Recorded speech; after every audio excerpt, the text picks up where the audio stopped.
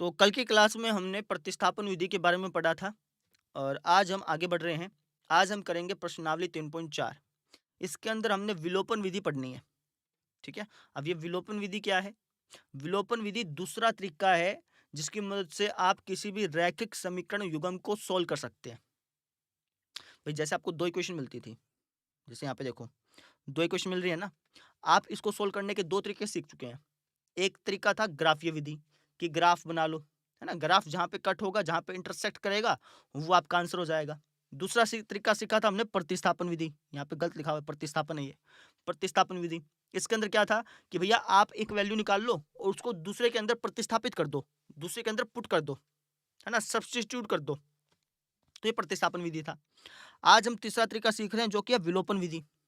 विलोपन को इंग्लिश में बोलते हैं एलिमिनेशन मेथड, है ना? एलिमिनेट करना, किसी चीज को खत्म करना। तो विलोपन विधि एक दूसरा तरीका है जिसकी मदद से आप रैखिक समीकरण युग्म को, जो 2 इक्वेशंस आपको दी होती हैं, उसको सोल्व कर सकते हो, ठीक है? तो आज हम इसको करेंगे, है ना? तो इसका कोई थ्योरी पार्ट नहीं है, ऐसा नहीं है कि मुझे कोई थ्योरी पढ़ानी पड़ेगी, ऐसा कुछ भी नहीं है। आपको मैं डायरेक्टली क्वेश्चन कराता हूँ, क्वेश्चन से ही आपको समझ में आएगा, क्योंकि इसका थ्योरी है भी नहीं। आप एनसीईआरटी में देख लो, थ्योरी इसने दे ही नहीं रखी। कहाँ है ये? जैसे यहाँ पे लिखा है विलोपन विधि और सिंपल अपना उदाहरण नंबर 11 से स्टार्ट कर दिया। ये थोड़ी सी बात लिखी है इन्होंने, ठीक है? इन्होंने कहा है कि भैया कई बार तो क्या होता है, प्रतिस्थापन विधि आसान होती है कई क्वेश्चंस में, कई में क्या होता है कि विलोपन विधि आसान होती है, ठीक है? तो बस करते हैं फिर स्टार्ट। पहला क्वेश्चन देखो आप, ये आपका पहला क्वेश्चन है। क्या बोल रखा है कि निम्न समीकरणों के युग्म को विलोपन विधि तथा प्रतिस्थापन विधि से हल कीजिए, कौन सी विधि सबसे अधिक उपयुक्त है ना? तो ये दोनों की दोनों विधि उपयुक्त हैं, दोनों की दोनों विधि अपने आप में सही है। वो तो क्वेश्चन के ऊपर डिपेंड करता है। कई क्वेश्चन में तो है ना विलोपन विधि ज़्यादा आसान लगती है, कईयों में प्रतिस्थापन विधि ज़्यादा आसान लगती है। वो तो जब आप क्वेश्चन करेंगे ना तब आपको मालूम चलेगा कि यार इस टाइप का क्वेश्चन आ गया तो प्रतिस्थापन ज़्यादा आसान है, इस टाइप का क्वेश्चन आ गया तो विलोपन ज़्यादा आसान है, ठीक है? तो प्रतिस्थापन तो आप पहले से सीख चुके हैं, तो प्रतिस्थापन आप खुद ब खुद करिएगा। मैं आपको इन चारों क्वेश्चन में विलोपन विधि से हल करके दिखाता हूँ, ठीक है? पहला क्वेश्चन ध्यान से समझिएगा, पहला क्वेश्चन समझ में आ गया ना तो सेकंड, थर्ड, फोर्थ अपने आप कर लेंगे फिर आप। तो पहला क्वेश्चन देखो, पहला क्वेश्चन आपका x प्लस वाई बराबर 5 और 2x माइनस 3y बराबर 4। इसको आपको सोल्व करना है। यहाँ पे आपको x और y की वैल्यू निकालनी है। कैसे निकालेंगे? इसको मान लेता हूँ समीकरण नंबर 1 और इसको मान लेता हूँ समीकरण नंबर 2, ठीक है? अब इसमें स्टेप क्या होता है? पहला स्टेप ये होता है कि आपको इन दोनों इक्वेशंस की, इक्वेशन नंबर फर्स्ट और इक्वेशन नंबर सेकंड, इन दोनों इक्वेशन के जो x वाले नंबर है ना, यानी कि x के जो गुणांक हैं, या तो आप उनको बराबर कर लो या फिर जो y वाले नंबर हैं, यानी y के जो गुणांक हैं उनको बराबर कर लो। वापस समझो, पहला स्टेप ये है कि आपको जो x दिया गया ना, यहाँ पे देखो, यहाँ पे x है, यहाँ पे x है, तो x का जो गुणांक है, गुणांक इसको बोलते हैं। तो जो x के गुणांक है या तो आप इसको बराबर कर लो या फिर जो y के गुणांक है इनको बराबर कर लो। इन दोनों में से किसी एक को बराबर करना होता है। क्यों करना होता है इसको मैं लास्ट में बताऊंगा, ठीक है? तो जैसे मान लेते हैं यहाँ पे x के आगे कुछ भी नहीं लिखा हुआ, मतलब 1 लिखा हुआ है और यहाँ पे लिखा हुआ है 2। तो अगर मैं कैसे ना कैसे करके यहाँ पे x को 2x बना दूं, इस x को 2x बना दूं, तो यहाँ पे भी 2 हो जाएगा, यहाँ पे भी 2 आ जाएगा और ये बराबर हो जाएंगे और इस तरीके से हमारा पहला स्टेप जो है ना वो कंप्लीट हो जाएगा। वापस समझो, विलोपन विधि में पहला स्टेप क्या होता है कि आपको दोनों इक्वेशन के या तो x के गुणांक बराबर करने होते हैं या फिर y के गुणांक बराबर करने होते हैं। इन दोनों में से कोई भी एक गुणांक बराबर करना होता है, या तो x के कर लो या फिर y के गुणांक बराबर कर लो। हम जैसे मान लेते हैं कि x के गुणांक बराबर कर रहे हैं, तो इस x के आगे क्या लिखा हुआ है? 1 लिखा हुआ है, कुछ नहीं लिखा हुआ, इसका मतलब 1 लिखा हुआ है। तो मुझे इस 1 को 2 बनाना है, क्योंकि अगर मैंने 1 को 2 बना दिया ना तो 2 और 2 बराबर हो जाएंगे। बस समझ में आ गई? अब कैसे बनाऊंगा? एक काम कर सकता हूँ, ये जो मेरी पहली इक्वेशन है ना, ये जो मेरी फर्स्ट इक्वेशन है, ये वाली जो इक्वेशन है, ये वाली, इस फर्स्ट इक्वेशन को अगर मैं 2 से गुणा कर दूं, लेफ्ट साइड भी और राइट साइड भी, तो ऐसा हो सकता है ना? अब आपके मन में सवाल आएगा, सर ऐसे कैसे हम किसी भी समीकरण को 2 से गुणा कर सकते हैं? अपनी मर्जी से कर सकते हैं। रीजन देखो क्या होता है। देखो, 2 और 2 बराबर है कि नहीं है? आप कहोगे बराबर है ना? अगर मैं दोनों तरफ 2 से गुणा कर दूं, यहाँ पर भी 2 से गुणा कर दूं, यहाँ भी 2 से गुणा कर दूं, तो क्या ये फिर भी बराबर रहेंगे? ऑब्वियसली रहेंगे। अगर आप यहाँ पे 2 से गुणा कर दें 4 आ जाएगा, यहाँ पे 2 से गुणा कर दें 4 आ जाएगा, तब भी बराबर है ना? बराबर तो फिर भी है। तो इस तरीके से अगर x प्लस वाई 5 के बराबर है, अगर मैं दोनों तरफ 2 से गुणा कर दूंगा तो बराबर ये फिर भी रहेंगे। लॉजिक समझ में आ रहा है? तो लिखेंगे कैसे अपन? हम कहेंगे कि समीकरण एक को इस पूरी समीकरण को, लेफ्ट भी और राइट भी, इस समीकरण एक को हमने किससे गुणा कर दी? 2 से गुणा कर दी। समीकरण एक को 2 से गुणा करने पर, ठीक है, तो समीकरण एक को जब मैं 2 से गुणा करूंगा तो यहां पे क्या आएगा? 2x, और यहां पे 2y, और यहां पे 10। समझे? अच्छा, इस तरीके से इसको तो छेड़ना ही नहीं है ना, क्योंकि इसको छेड़ोगे तो फिर खामखा दिक्कत हो जाएगी, है ना। हम तो यही चाहते थे ना कि x के गुणांक बराबर हो जाएं, और हो गए, बस। अब ये जो दो नई समीकरण आई है ना, इन दोनों समीकरण को घटा दो। पहला स्टेप क्या था कि x के गुणांक या फिर y के गुणांक, इनमें से किसी भी एक गुणांक को बराबर कर लो, कर लिया। उसके बाद जो समीकरण बनी उनको घटा दो। क्यों घटा रहे हैं ये भी बाद में बताऊंगा आपको मैं, ठीक है। कैसे घटाएंगे? निशान चेंज कर देंगे, माइनस प्लस माइनस। घटाने के लिए तो निशान चेंज करने पड़ते हैं ना। जैसे मान लो कि मैंने कह दिया 2x प्लस 4y में से तुम एक काम करो, 3x प्लस 5y घटा दो। तो कैसे घटाओगे? माइनस का निशान यहाँ पे लगाओगे, फिर ये कुछ ऐसा हो जाएगा, ये ऐसा हो जाएगा ना। तो यहाँ पे एक प्रकार से निशान चेंज हो गए, तो घटा रहे तो निशान चेंज हो जाते हैं, है ना। तो ऐसे हमने यहाँ पे निशान चेंज कर दिए। तो 2x तो कट गया। यहाँ पे क्या है? प्लस का 2y और ये प्लस का 3y, क्योंकि माइनस का निशान तो बदल चुका है ना। तो प्लस का 2y प्लस का 3y कितना हो गया? प्लस का 5y, बराबर 10 में से 4 गया 6। बस समझ में आ गई, ठीक है। अच्छा जी, आगे देखो अब। तो यहाँ से y की वैल्यू आ गई 6/5, 5 नीचे आ गया ना। तो ये y की वैल्यू आ गई। अब इस y की वैल्यू को चाहो तो समीकरण 1 में रख दो, चाहो तो समीकरण 2 में रख दो, आपकी मर्जी है। अब मैं मान लो 1 में रख देता हूँ, तो y का मान समीकरण 1 में रखने पर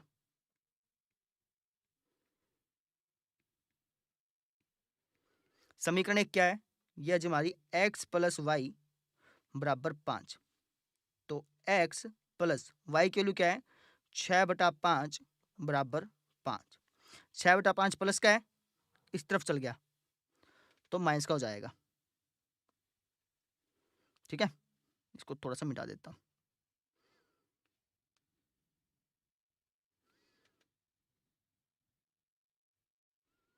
अच्छा, अब कई स्टूडेंट्स को डाउट आता है कि सर यहाँ पे तो 5 भाग में है, उस तरफ जाके गुणा में होना चाहिए।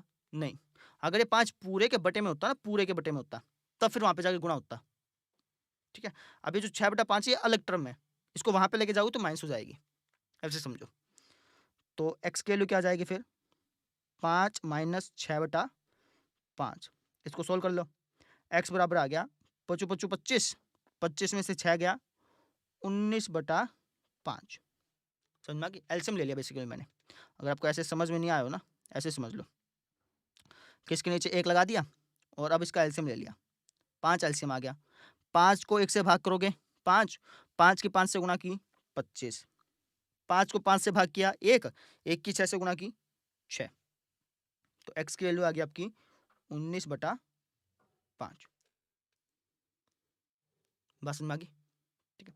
तो इस तरीके से आपकी y की वैल्यू आ गई और x की वैल्यू आ गई, ठीक है। अच्छा, अब आपके सवाल लेते हैं। पहला सवाल आपका ये होगा कि सर हम इसके गुणांक क्यों बराबर कर रहे हैं? तो देखो, इस विधि का नाम क्या है? विलोपन विधि, है ना। तो विलोपन का मतलब होता है कि आपको एक टर्म को, जो एक वेरिएबल है, एक जो चर है, उसको विलोप करना है। विलोप का मतलब खत्म करना है, एलिमिनेट करना है, ठीक है। तो खत्म करने के लिए आपको यहाँ पे 2 से गुणा करनी ही पड़ेगी। अगर मान लो 2 से गुणा नहीं की, डायरेक्टली घटाने लग गए तो ये कटेगा नहीं ना। एक्स में से 2 गैस कट के माइनस का एक्स बच जाएगा, तो एक वेरिएबल कम नहीं होगा, समझ लो। यहाँ पर अगर मैं डायरेक्टली घटा देता तो जो आंसर आता वो एक्स और वाई दोनों की टर्म्स में आता, ठीक है। और हम क्या चाहते हैं कि कोई ना कोई एक चर खत्म हो जाए ताकि हमें एक वैल्यू मिल जाए, तो इसलिए मैंने 2 से गुणा की, ठीक है। तो यहाँ पे आगे हमारे, अच्छा अब यहाँ पे निशान क्यों चेंज किया तो मैंने बता दिया आपको, ठीक है। बस ये चीज़ थी, और तो कोई डाउट होगा नहीं इसमें। तो ऐसे करना आपने। अच्छा, एक डाउट ये हो सकता है कि सर एक काम ये कर सकते थे कि समीकरण 2 को मैं 2 से भाग कर देता, तब भी यहाँ पे 1 आ जाता, ऊपर तो 1 था ही, ऐसे भी कर सकते थे, कर सकते थे, कोई दिक्कत नहीं है, लेकिन यहाँ पे फिर 1.5 हो जाता। तो थोड़ा सा अगर आपको पॉइंटों में दिक्कत नहीं आती तो ऐसा कर सकते थे, कोई समस्या नहीं। ठीक है, तो ये चीज़ थी। एक क्वेश्चन और करा देता हूँ, ज़्यादा अच्छी तरह से आपको समझ में आ जाएगा। नोट कर लो पहले इसको। सेकंड क्वेश्चन देखो आप,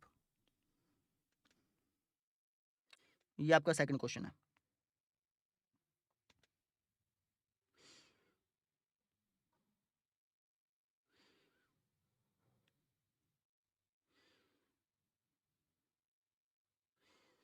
क्या कह रखा है कि 3x प्लस 4y बराबर है 10 के और 2x माइनस 2y बराबर है 2 के। इसको लिख देते हैं। 3x प्लस 4y बराबर है 10 के और 2x माइनस 2y बराबर है 2 के। ये तो समीकरण 1 मान ली और इसको मान लिया समीकरण नंबर 2। अब पहला स्टेप क्या बताया था कि या तो x के गुणांक बराबर कर लो या फिर y के गुणांक बराबर कर लो। अब x में तो यहाँ पे 3 है, यहाँ पे 2 है, तो किससे गुणा करूं कि ये बराबर हो जाए, या फिर चाहे तो आप y की भी कर सकते हो। यहाँ पे 4 है, यहाँ पे -2 है, तो y के कर लेते हैं, है ना। ये तो x के भी कर सकते हो, y के भी कर सकते हो, दोनों तरीके बता देता हूँ। अगर आपको y के करने हैं तो क्या करोगे, इस समीकरण 2 को, ये जो समीकरण 2 है ना, इसको -2 से गुणा कर सकते हो, क्योंकि जब तुम -2 से गुणा करोगे तो ये कुछ ऐसा हो जाएगा, माइनस माइनस का 4x प्लस का 4y और ये 4। अगर तुम इस समीकरण 2 को, ये जो समीकरण 2 है ना, अगर तुम इसको -2 से गुणा करोगे तो ऐसा हो जाएगा। फिर देखो ये बराबर हो गया y के गुणांक। एक ऐसा कर सकते हो, या फिर अगर आप x के गुणांक बराबर करना चाहो, ये जो x है ना, इसके गुणांक बराबर करना चाहो तो इसको भी कर सकते हो। कैसे, इस समीकरण 1 को तो 2 से गुणा कर दो, है ना, और इस समीकरण 2 को 3 से गुणा कर दो। देखो 2 तिया 6, 2 तिया 6 बराबर हो जाते हैं। समझ रहे हो, ऐसे भी कर सकते हो। आपको सर मुझे कैसे पता चलेगा कि भाई इससे से गुणा करने पे जल्दी हो जाएगा, तो इसका एक तरीका भी है। क्या, देखो, अगर आपको ऐसे गुणा करने में दिक्कत आती हो ना, तो आप ऐसे भी समझ सकते हो कि भाई जो पहली इक्वेशन है ना, जो पहली इक्वेशन है, इसको तो मैं दूसरी इक्वेशन का पहला गुणांक से मल्टीप्लाई कर दूंगा। भाई इस इक्वेशन को मैं इससे मल्टीप्लाई करूंगा, है ना, और जो दूसरी इक्वेशन है, इस इक्वेशन को मैं इससे मल्टीप्लाई करूंगा, तो एक्स के गुणांक बराबर हो जाएंगे।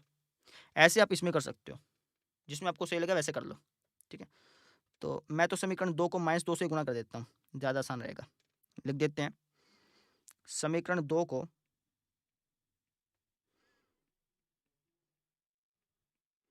-2 से गुणा करने पर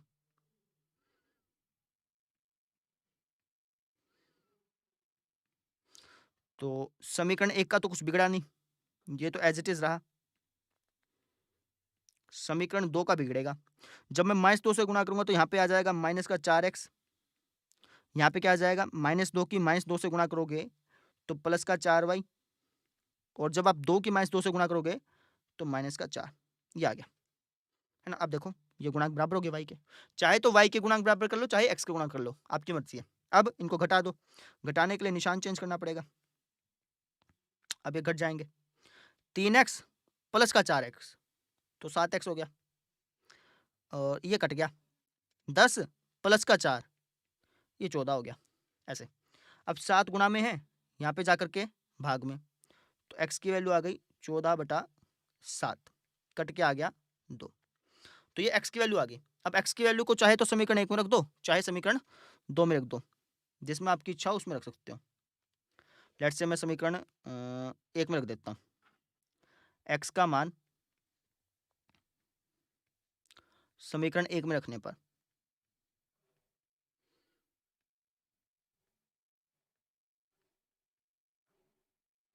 समीकरण 1 क्या है, ये आ जाए आपकी 3x प्लस 4y बराबर 10, तो x की वैल्यू 2 रख देता हूँ, प्लस का 4y बराबर 10। सोल्व कर लेते हैं, 3 दूनी 6 प्लस का 4y बराबर 10, 6 प्लस का है ना, इस तरफ ले जाओ, तो हो गया 4y बराबर 10 माइनस 6, तो 4y बराबर आ गया 10 में से 6 गया 4, तो y की वैल्यू बराबर आ गई 4/4, कट के आ गया जी आपका 1। तो x की वैल्यू तो हो गई 2 और y की वैल्यू होगी जी अपनी 1। तो बस इस तरीके से सॉल्व करना था। अगर आपको आंसर चेक करना हो तो इसके अंदर रख के देख लिया करो, सेटिस्फाई करना चाहिए इसको। रख के देखूँ, 3 दूनी 6 प्लस 4 एकम 4, 6 और 4 10 होता है, ठीक है। 3 दूनी 6 और 6 में से नहीं 2 दूनी 4 है ना, 2 दूनी 4, 4 में से 2 गया तो ठीक है, आंसर ठीक है जी। ठीक। ऐसे करना था, नोट कर लो। अब आ जाओ जी थर्ड क्वेश्चन पे। अच्छा, आज मैंने पेन की जो मोटाई है वो कम करी है, तो इसके बारे में बता देना कि पेन की मोटाई ठीक है या फिर मोटाई ज़्यादा थोड़ा मोटा पेन करें वो ज़्यादा सही है, बता देना जैसे आपको सही लगे। तो थर्ड पार्ट देखो जिसका,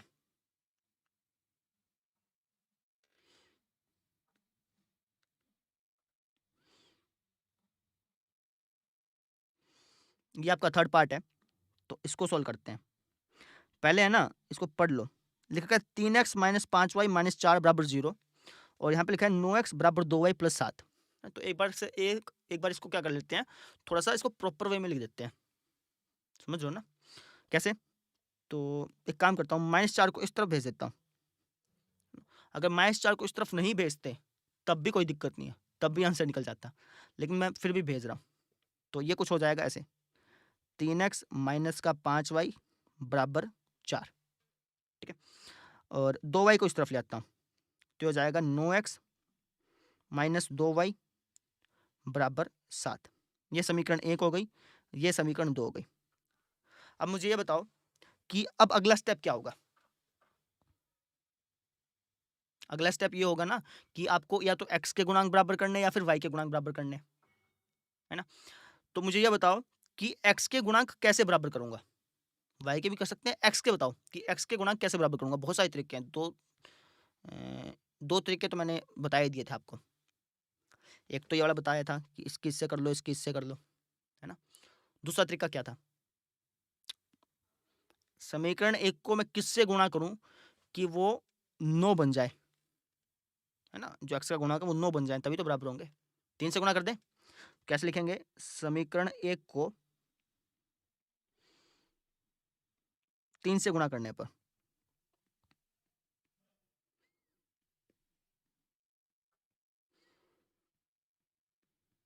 तो जब मैं समीकरण 1 को, इस समीकरण को 3 से गुणा करूंगा तो क्या आएगा, 3 तिया 9x, 3 पंजे 15y और 3 चौके 12। इसको सेम टू सेम रखना है, 9x माइनस 2y बराबर 7। अब अगला स्टेप क्या है, निशान चेंज करने। तो माइनस प्लस माइनस, ये तो कट गया। माइनस का 15 प्लस का 2, तो माइनस का 13y बराबर 12 में से 7 गया 5, तो y की वैल्यू क्या आ गई, 5 बटा माइनस का 13। अब 5 बटा माइनस 13 लिखो या फिर -5 बटा 13 लिखो, दोनों ही बातें सेम है भाई। माइनस जो है ना, या तो आप बटे के नीचे लिख लो या ऊपर लिख लो, कोई फर्क नहीं पड़ता। तो ये y की वैल्यू आ गई। अभी जो y की वैल्यू है इसको चाहे समीकरण 1 में रख लो या फिर 2 में, यही स्टेप होता था। तो लेट्स से कि मैं इसको रख लेता हूँ समीकरण किस में रखूँ, 2 में रख, 1 में रख लो। तो ये आ गया अपना 3x, लिखना पड़ेगा ना, y का मान समीकरण किस में रखने पर, 1 में रख देते हैं, 1 में रखने पर समीकरण 1 क्या आपकी, यह है 3x minus 5y minus minus नहीं है बराबर 4, ये थी ना समीकरण 1, ठीक है। तो इसके अंदर y की वैल्यू रख देता हूँ, तो हो जाएगा 3x माइनस 5 इंटू वाई की वैल्यू क्या है, -5 बटा 13 बराबर 4। ऐसा हो गया, सोल्व कर लेते हैं। ये होगा 3x -5 की -5 से गुणा की, प्लस का 25 बटा 13 बराबर 4। ये प्लस क्या है ना, इसको ले जाओ इस तरफ, तो 3x बराबर 4 माइनस 25 बटा 13, 3x बराबर आ गया अपना, इसका एलसीएम लो, एलसीएम लेना आता है या तो ऐसे करके ले लो या फिर डायरेक्टली मल्टीप्लाई कर लो ना। 13 चौका 52, 52 में से 25 घटाओगे तो 27 आएगा, ये होगा 27 बटा 13। अब देखो 3 यहाँ पे गुणा में है ना, ये भाग में जाएगा, ऐसा ऐसा भाग में जाएगा, ठीक है। तो ये कुछ इस तरीके से हो जाएगा, x बराबर 27/13 और 3 ऐसे भाग में आ गया। समझ रहे हो? अब इस कंडीशन में क्या होता है कि ऊपर अगर फ्रैक्शन है ना, तो नीचे भी फ्रैक्शन बना दो, यानी 3 को मैं 3/1 लिख दूं, कोई दिक्कत नहीं। अब ऊपर भी बटे में है, नीचे भी बटे में है, तो जो नीचे वाला बटे वाला नंबर है ना, ये ऊपर जा करके रेसिप्रोकल हो जाता है, उल्टा हो जाता है। तो x बराबर हो गया 27/13 गुणा 1/3। तो 3 निमा 27, x की वैल्यू आ गई 9/13। तो ये x की वैल्यू आ गई और ये अपनी y की वैल्यू आ गई। समझ गए? ऐसे करना था। अब आ जाओ क्वेश्चन नंबर 4 पे।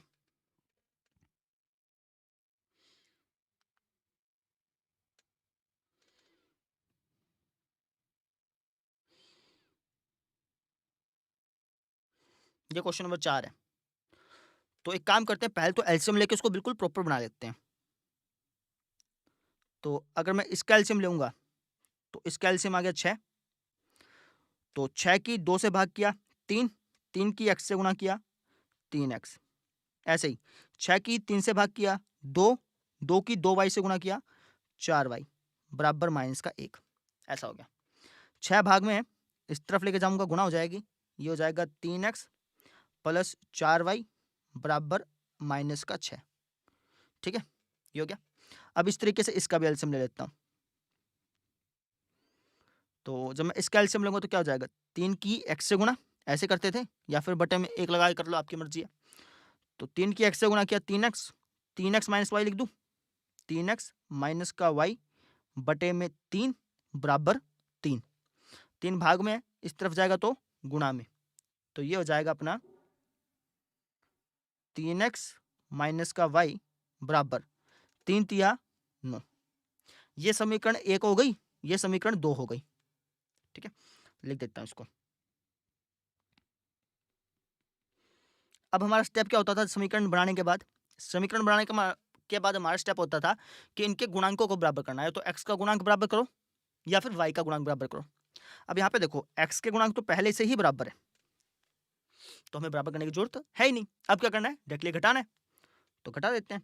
तो इनको लिख देता हूँ प्रॉपर्ली ऐसे, 3x प्लस 4y। अच्छा, अब चाहे तो ऐसी लाइन भी लिख सकते हैं कि भाई समीकरण 1 व 2 को घटाने पर, ऐसा भी लिख सकते हैं, ज़्यादा अच्छा रहेगा लिखेंगे तो। ऐसे इसमें लिख सकते हैं ना, जो ऊपर वाले पार्ट थे इसमें लिख सकते हैं, अच्छा रहेगा। नहीं लिखेंगे तो कोई दिक्कत की बात नहीं है, लिख देता हूँ चलो। समीकरण 1 व 2 को घटाने पर,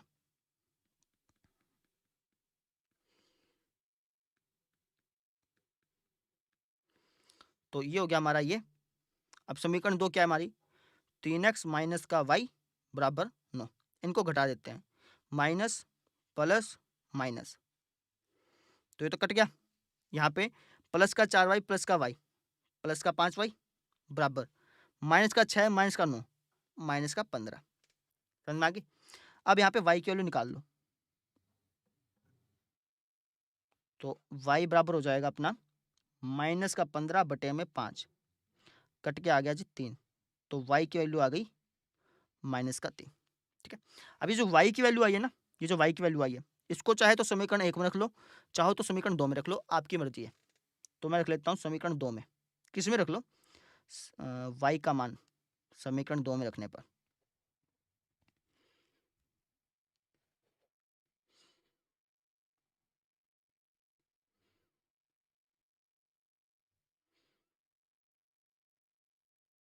समीकरण 2 क्या अपनी ये जी, ये 3x माइनस का y बराबर 9, 3x माइनस y की वैल्यू क्या है, -3 बराबर 9, 3x प्लस का 3 बराबर 9, 3x बराबर 3 वहाँ चल गया, 9 में से 3 गया 6, और x की वैल्यू आ गई जी 2। समझ लो, 3 भाग में आ गया, कट के 2 आ गया। तो x की वैल्यू 2 आ गई और y की वैल्यू कितनी आ गई जी, -3। तो ये हमारा आंसर हो गया। ऐसे करना था, कर लेंगे। ठीक है, अब आप क्या कीजिए, आपको बता देता हूँ। अगर आप प्रैक्टिस करना चाहते हैं ना प्रतिस्थापन विधि की, तो आप एक काम कीजिए,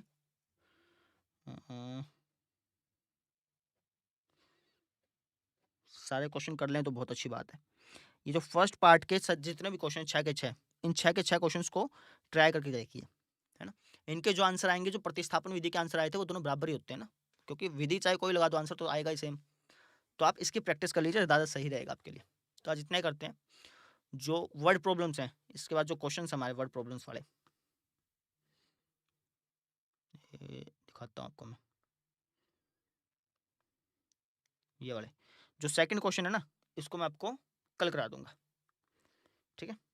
तो कल मिलते हैं फिर, थैंक यू।